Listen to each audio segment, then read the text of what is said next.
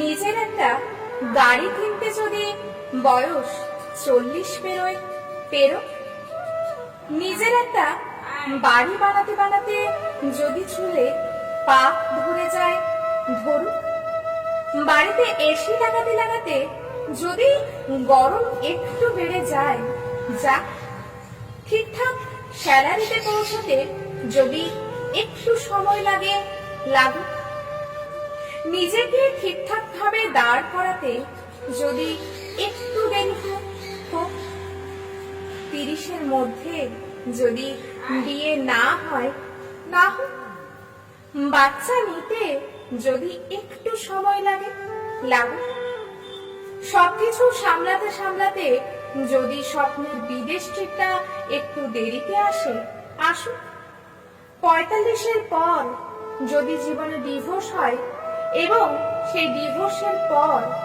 জীবনে যদি আরেকটা নতুন প্রেম আসে আসুক, মন যদি আবার নতুন করে সংসার বুনে নিতে চায় বলুক।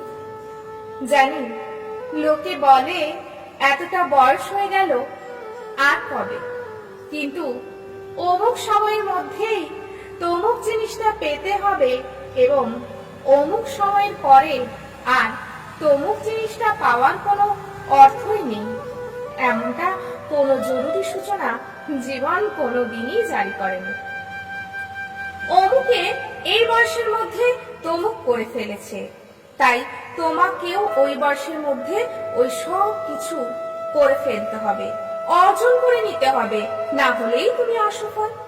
ব্যাপারটা এরকম নয়। তুমি তোমার মতো করে নিজের গতিতে হাঁটো।